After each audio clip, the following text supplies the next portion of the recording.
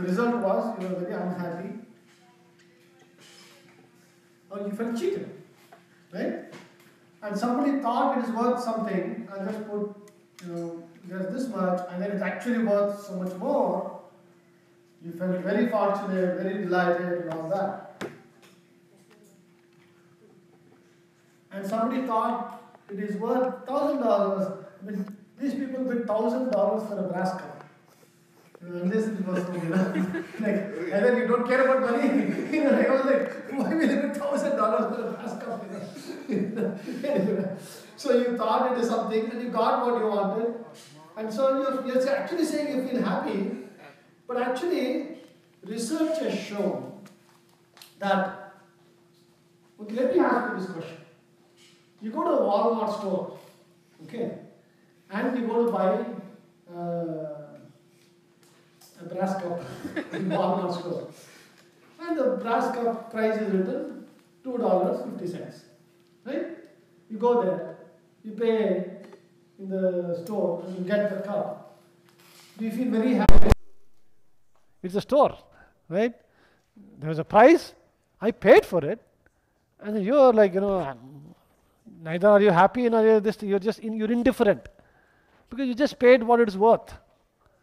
In life, when we get exactly what it is worth, you don't feel grateful to any store just because they sold you something, right? It is their job to sell, it's your job to buy, and you pay the price.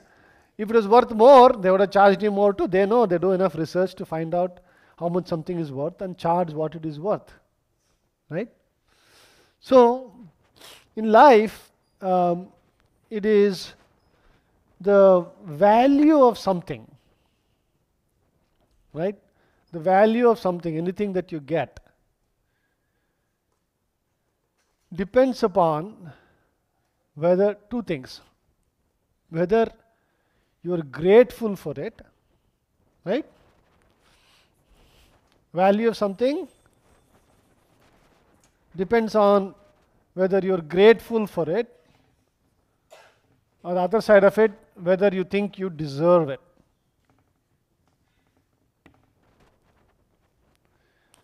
When you think you deserve it, like, for example, when you walk to a store and you get it, I'm paying money. They're not giving it for me for free, right? Then you have a deserve mentality. I deserve something. Then that doesn't really give you happiness per se. It's just a transaction. There is no happiness involved in that process. But when you're grateful for something, right, and when you actually also think that you don't deserve it, when you're grateful and you also don't think you deserve it, the experience of the transaction gives you a lot of happiness, right? And when you're eagerly looking forward to something and you don't get what you want, right? You obviously feel cheated, When there is no reciprocation of, your affection and feeling you had for something, right? When somebody lets you down, right? You feel cheated. You feel very sad. You feel deceived. In fact, when somebody is cheated, it is more painful, especially when somebody you really like or love or you care about cheats you. It is so painful. It is more painful than physical pain or disease or any of those things. Right? Is that a common experience? Right? So, the Shastra, that's why I talk about the necessity and importance of having an attitude of gratefulness in life. I'll read a little bit from Srila Prabhupada's purport on this. In the Bhagavatam, 1st canto, 16th chapter, text 26 to 30 purport, Srila Prabhupada says, the 14th quality, knowledge, can be further extended into 5 subheadings. Prabhupada is talking about these are the qualities of the Lord, and one of the qualities of the Lord is knowledge. And knowledge is further subdivided into 5 things. One quality of knowledge is intelligence, right? When we say somebody is knowledgeable, Typically, when you say knowledgeable, what does it mean? Oh, somebody knows something about something. Somebody has done deep research on it, so is knowledgeable about it. So intelligence. Second subheading is gratefulness. So Prabhupada says that gratefulness is an item of knowledge. Third, power of understanding the circumstantial environment of place, object, and time. So a person is supposed to be knowledgeable when they are able to understand the circumstantial environment of place, object, and time. Fourth is perfect knowledge of everything. If you have a perfect knowledge of everything in the world, that's also an item of knowledge, and that's a quality of Krishna actually. And then fifth is knowledge of the self. Right? The knowledge of knowing who you are, knowledge of the self, is the fifth item of knowledge. Then Prabhupada says, only fools are ungrateful to their benefactors.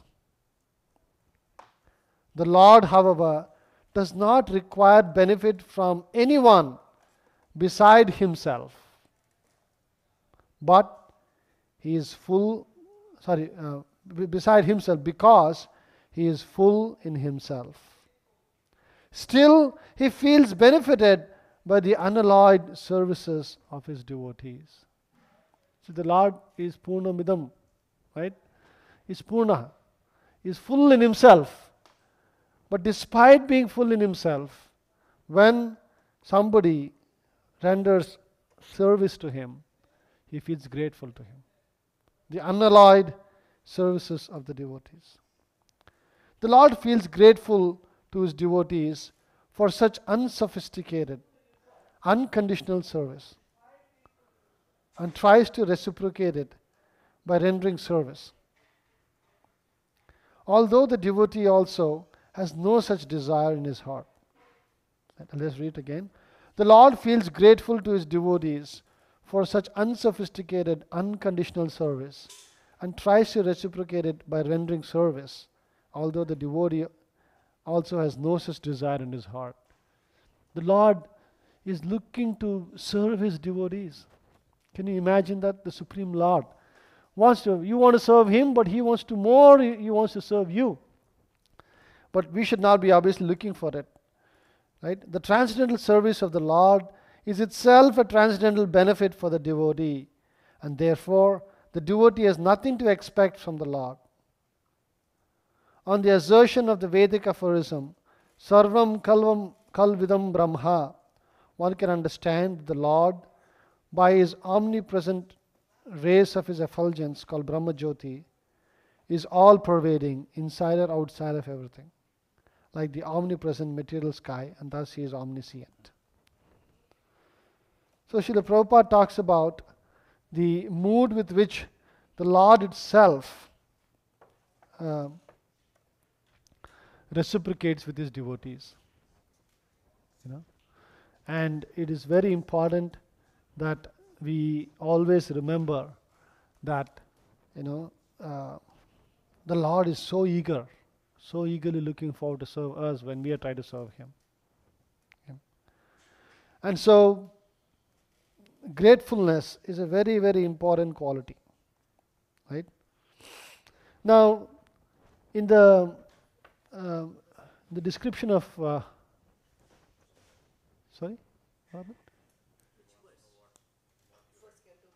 First canto, 16th chapter, text 26 to 30. So, in the description of Rasa Leela, the Lord talks about 9 kinds of human relationships. Okay? This is when the gopis are trying to beseech him to come back when he disappears from the Rasa Leela. Lord Krishna has a dialogue with them, and then he is trying to explain to them that the gopis are giving different reasons of why the Lord should come back, and spend time with them, and the Lord is giving them replies. In that context, the Lord talks about 9 kinds of relationships between human beings. And one such kind of relationship is, what do you call this kind of I deserve it and this kind of a thing? What did we call this kind of relationship? When we went to the Walmart store, what kind of a relationship is that? Entitlement is a word, yes. And then I heard some other word. What is the other word you said? Transactional relationship. Right? All of these are descriptions or qualifications of what we call in the Shastras as merchant relationship.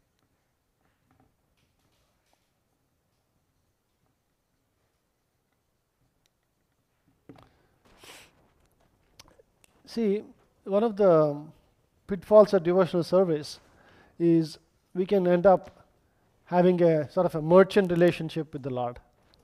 Right? You'll say, oh, every day in the morning, I'm getting up for Mangalarti. Right? I'm getting up at 4 o'clock in the morning when the whole world is sleeping. I'm getting up in the morning with great difficulty. I'm taking a bath and being there for Mangalarti. I'm chanting my rounds. Even though my body is not permitting me to do, but somehow very strictly I'm chanting. Every day I'm doing it. I'm doing this lot of service, right? I'm doing this, I'm doing that, right? So Krishna, here's a list of all the things I'm doing. What do you want in return? Give me unlimited bliss and a ticket to go back to Goloka. Right? That's what we're asking. We can develop into a merchant relationship where you start saying, I deserve it. I have entitlement to it. I feel entitled. Why is Krishna not giving me this? Why am I doing so much and I'm not getting this? Right? This is a very dangerous relationship here. Now, in this merchant relationship, what is the basic difference between these two? Right? Now, let's put ourselves in Krishna's shoes. Okay? Now, which relationship would Krishna prefer? Gratefulness. Okay. Why? What is sort of the underlying essence of this relationship? Submissiveness. Now, you have a boss in your office, right? Are you submissive to your boss? No? You're shaking. Sometimes. Yeah, but if you say, listen,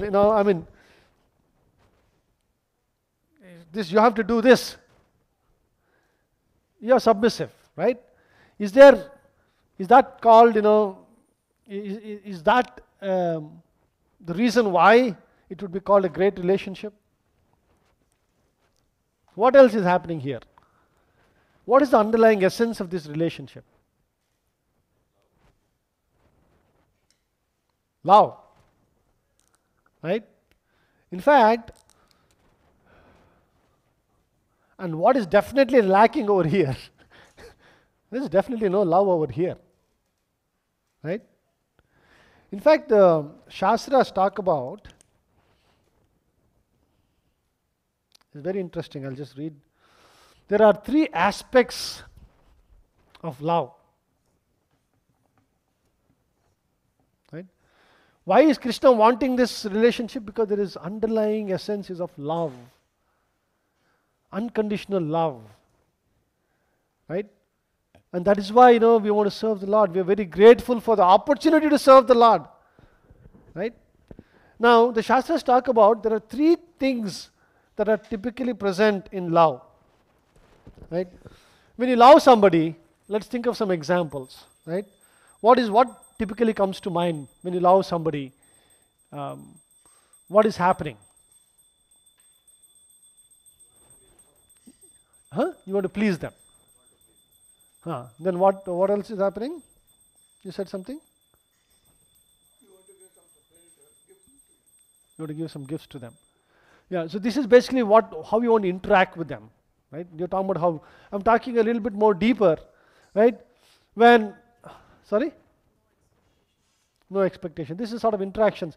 So when let's say a young teenage boy, right, is in love with a young teenage girl, right? There's always this fascination, right? Every small thing is like so important. Right? People are all the older people are all laughing because that doesn't last too long, right? But that underlying, even when like a mother is looking at the child, right? It's so fascinating. Every small thing about the child is so fascinating for the mother, right? She's looking at the child and she's looking at the toes and like small toes, and like it's so fascinating. So the Shastras explain that one aspect of love is this sort of fascination. Right? Yes. Affection. Good. So there's fascination and affection. So when you think about affection, there is a little bit more to the affection. The second one, affection, but then I'll give a little bit more nuanced version of it. There is why do you have affection? Like what is? Now let me ask a different thing. Right? When you're affectionate to somebody, that person is so important for you. You value them so much, right? When that something is taken away from you, you feel so much of a loss, right? When you really love something, and in some very unfortunate situations, right? Parents, Chanakya Pandit says in one place that when a child dies before the parent, that whole place is supposed to be a sinful place, right? Because it is a breaking of the normal order. If you remember the story, anybody remembers the story? Krishna book, it is there, right? When the Brahmana, right? There was a Brahmana whose son passed away before he died. And so what did he do? Somebody remember the story? He went and right? He went and rang the emergency bell. Right? There used to be sort of a bell in the palace. When there's some real emergency and all that, you go ring the bell. Right? And it was Krishna's kingdom. The bell was never rung, Right? There was no need for anything. Everything was always being met. Nobody ever felt the need for it. And one day, that emergency bell rang. Right? And people were like, what is this bell? Why is it ringing? And they all remembered, oh, there's an emergency bell that is ringing now. And they all go over there and ask, what is going on? And that Brahmana, says, our king is, what does he accuse the king? Unrighteous king we have. Why? Because the king is unrighteous, that is why the child is dying before the father. See, that was the standard of kings in the Vedic times. In today's time, if you put up a bell like that, it will be 24 hours ringing. It will never stop ringing. Right? That is what is called, today is Vijayadashmi, right? Dasara is being celebrated, Vijayadashmi. What are we celebrating? Let's ask the kids. What is the celebration? Vijayadashmi. You know what Dasara is? No? Do you know what Dasara is?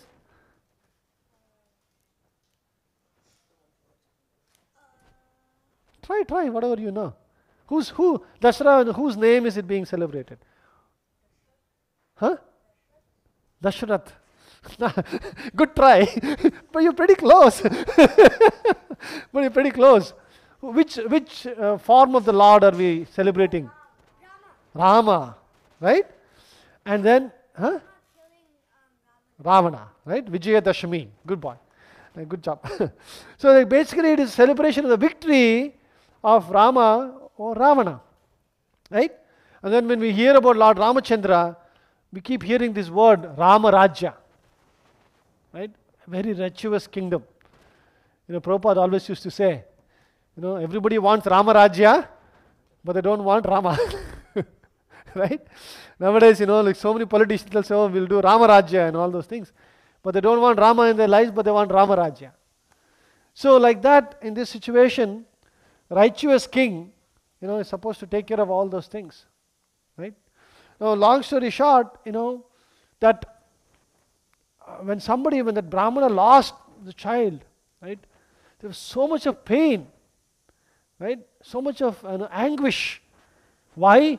Because they value that, when you love somebody, you value it, you have affection for it. So another aspect of love is affection coming out of value. You value that person, right?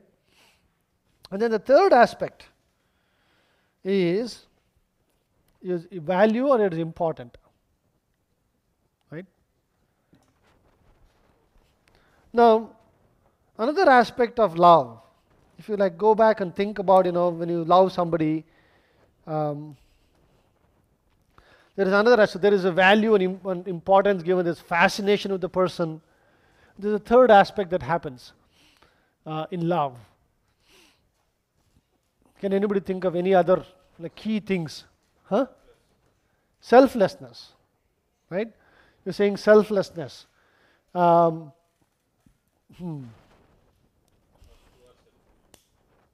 first one is selfish. Fascination is selfish. And value, and they need not be. You value something, you don't have to be selfishly valuing. You're loving yourself.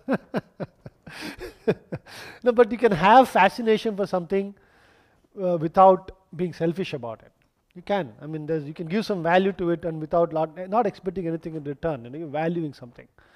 There's also sacrifice. That's a good point. Sacrifice. This Shastras talk about this in a little different way, very similar. It's about there's a dependency between the two, right?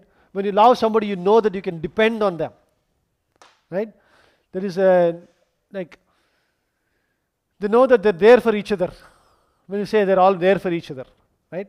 The Shastras explain that as an aspect of dependence, right? In your mind, you know that you can depend on them, not dependence, depend on them. You're able to depend on them. You can always, you're so internally convinced that they're always there for you, right? Depend on them. They're always there for you. So these are sort of three aspects of love. So what difference is there between this relationship of gratefulness and relationship of deserving? There is love in this relationship. In fact, on the other side, this deserve or entitlement mentality, it has been psychologically proven that most criminal activities arrive out of a deserve or entitlement mentality. Right? Usually, criminals, when they're doing crime, they're sort of justifying it in their mind. They also have a intelligence and they have a thought process, right? But how they're saying is, I've worked so hard in life, I'm not getting what I want, I deserve to get this, so they're not giving me what is rightfully mine, so I'll steal it. Right? A thief is actually thinking like that. Right? When somebody, is taking bribes, right? In his mind he's justifying, this process is so difficult. I'm making it so easy for them. I'm putting so much of time and energy into this. I deserve to be paid back, something I'm making it easy for them. But who made it difficult in the first place? That question. So there's a deserve mentality. And a lot of crimes and this comes from this deserve or entitlement mentality. I deserve this, I need this, because I'm doing this kind of a thing. So that is sort of the pitfalls of the merchant relationship. Okay, in terms of the relationships. So the Lord wants a loving relationship with us. Right?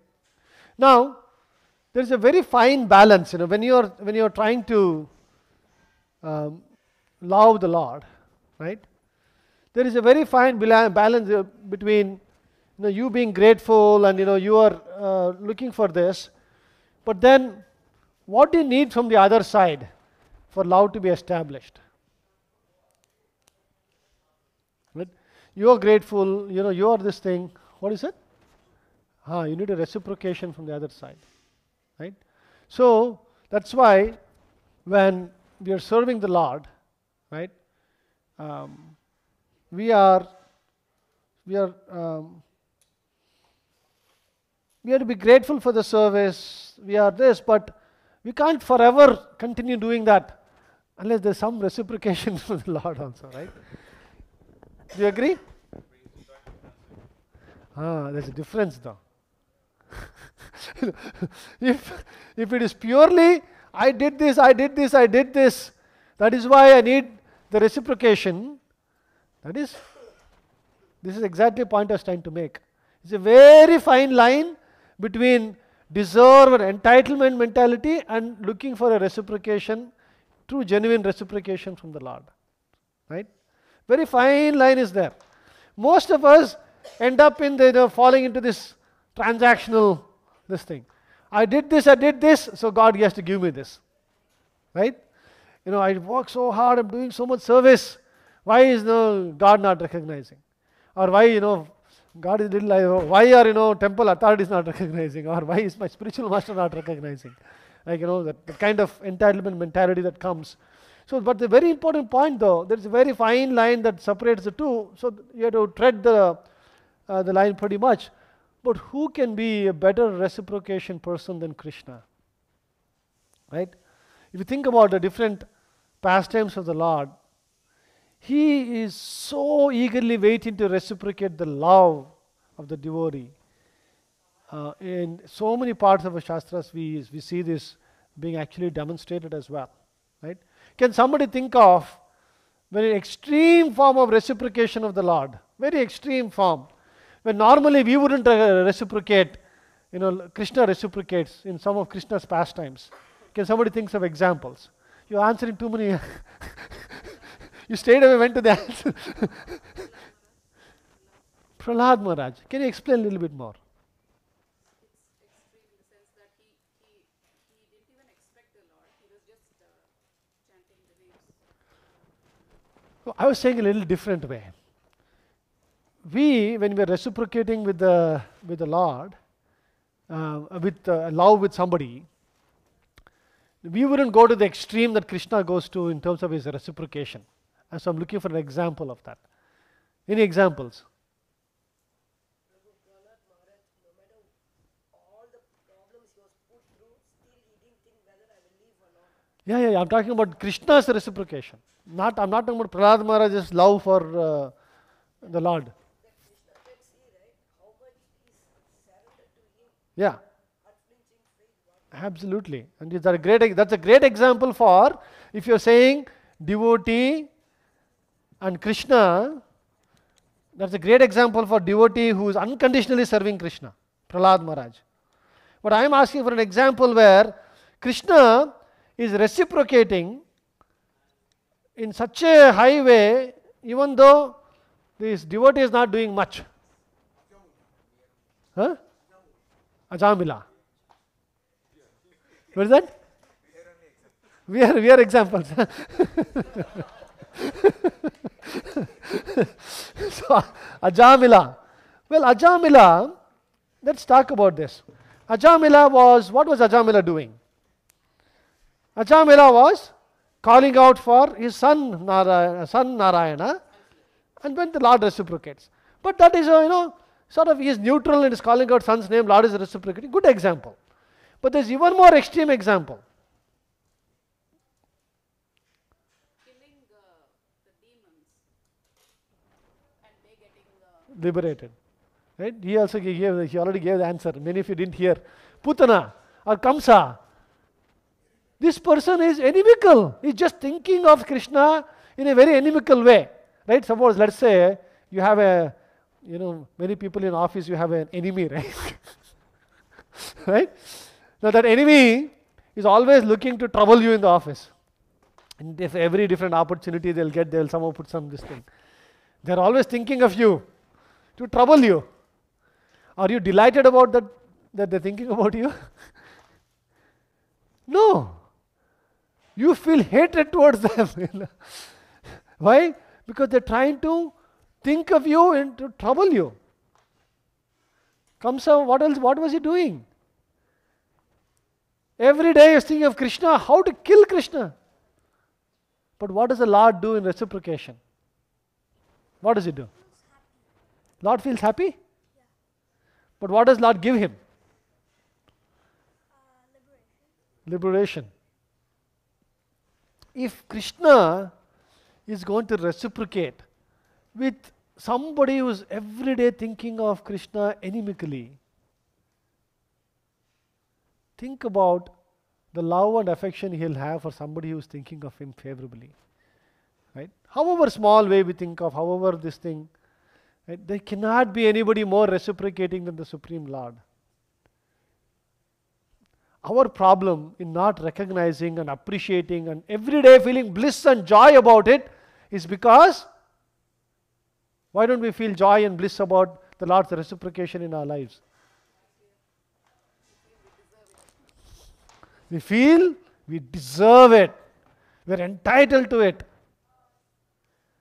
As soon as in a relationship, deserving mentality comes, even though, if you go back and look at your life of what all reciprocation Krishna has given in our own lives, in our own way, there is so much the Lord has done for us. Like because you don't know what you actually deserve. That's the problem, right? There is a little bit of information gap over here. Right? Let's say there was a huge computer system where you can go and learn all the different karma you have done in your lives. And based on everything, what is the exact thing that you deserved? Based on exactly who you are. Let's say you could learn that. Right? And you go and see how the Lord reciprocated with you, what actually happened to you in that instance. Then you will know how the Lord is trying to reciprocate with you. Right? But why don't we have that conviction?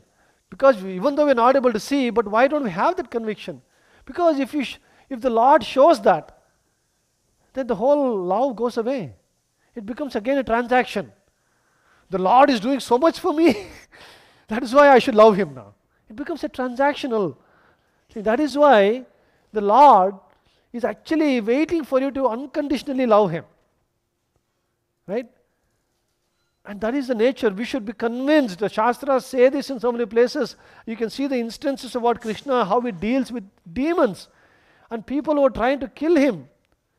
Have faith and understanding that the Lord's reciprocation with you is very fundamentally, at its basic level, very fundamentally, is waiting for a second for you to actually love Him.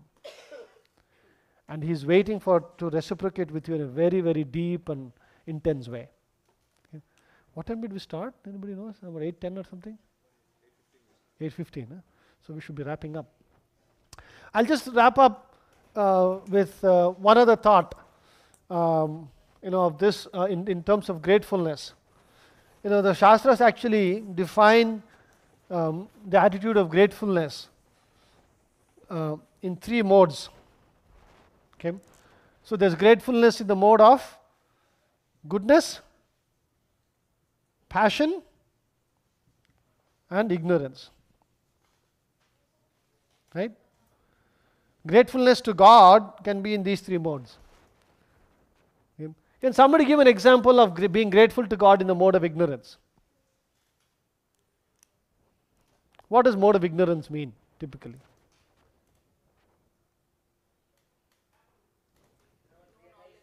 No knowledge, right?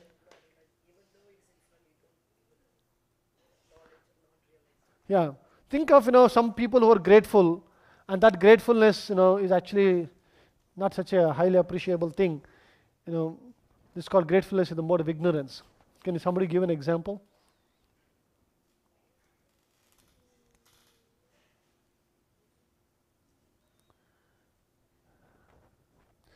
No. Huh. Material example, let's say Material example. he's in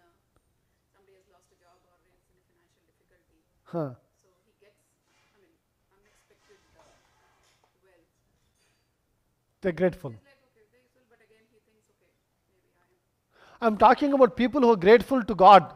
So I'm just very limiting to, you're grateful to God, but you can be grateful to God in these three modes.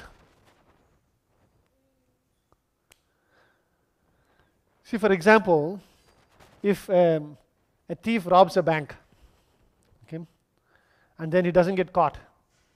Say, oh God, thank you so much I didn't get caught. Right? He's grateful to God.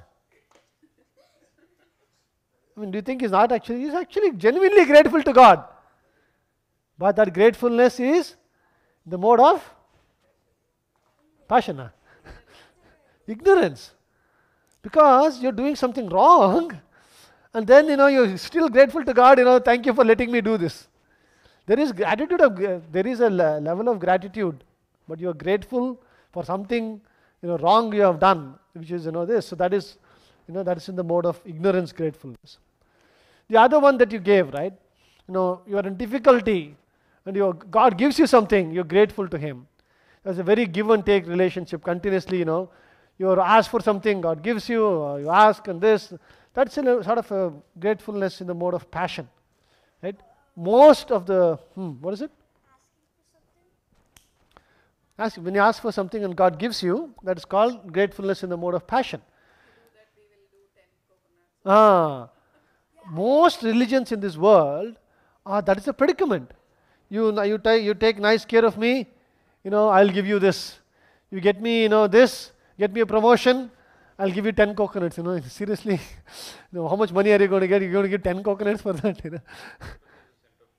Tirupati, most interactions of the Lord are in the mode of passion. Gratefulness in the mode of passion. You ask someone to do something and you give them a gift later on, you're bribing them. See, small kids, they are smart, This is actually a bribe. Wonderful. Gratefulness in the mode of passion is nothing but a bribe. Right? And you're bribing somebody who knows everything, like it's sort of foolishness in you bribing him. And then there can be gratefulness in the mode of goodness. Like suppose somebody is very grateful for being peaceful, for having a nice life, for happiness in life. That's called gratefulness in the mode of goodness. But we can go beyond that. The devotees are always told to go beyond these three modes. And the true gratefulness is unconditional love for the God. Grateful, when you are grateful for the opportunity to serve the Lord, that is transcendental gratefulness. You are so thankful and grateful for an opportunity to serve Supreme Lord in any what way you want. That is a transcendental gratefulness. So just to summarize, our happiness in this world depends on, whether you think you deserve something or not. Even materially, forget all spiritual things and all those things. If you want to be happy in this, that's why in fact nowadays in offices and all that, I have attended so many of these, leadership development and all those things. And one important aspect nowadays, there are two things they always talk about. One is mindfulness, other one is gratitude. It has been proven, every day in the morning you get up, even materially. If you're just grateful for, I'm so grateful for having, a body that is, that's not deformed. I'm grateful for being in America where, the land of plenty and not in Sudan or something. Even if you're materially grateful like that, your happiness increases because you don't have the deserve mentality, right? But spiritually, take it to the next level. So being grateful is a precursor to sort of to happiness itself, even materially. In a spiritual perspective, it is a fundamental aspect of knowledge, and it's a fundamental aspect of building a loving relationship with the Lord. Okay?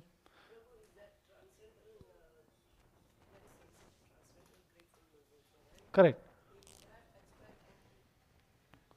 Is it that the devotee feels it is just a tiny spectrum, particle, how the Lord hurt him. Yeah. You feel yourself so small. Yeah. How the Lord can hurt Reciprocal. Yeah. So that in one sense, it's the fascination aspect of the love also, right? You're fascinated with the awe and mighty of the Lord as well, right? So transcendental gratefulness is when we are grateful for an opportunity to serve Him, to love Him. Okay, so we'll wrap up. I think there's some yagna also going on over there. We'll wrap up here, and then I think we can continue any questions on this in a later time. Okay. Jai Srila Prabhupada ki, Bhagavad Bhagavatam ki, Bol Premanande.